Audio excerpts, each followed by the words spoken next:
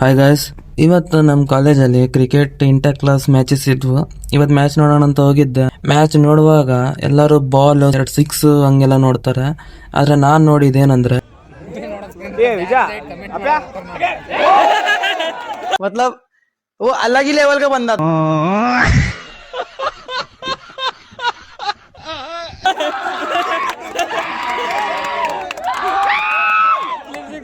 ಅದ್ ಒಂದ್ ಸತಿ ಅಲ್ಲ, ಬರೋಬರಿ 2 ಸತಿ ಬ್ಯಾಟ್ ಹಾರಿಸ್ತಾರ ಅವ್ರ ಅಣ್ಣವ್ರು.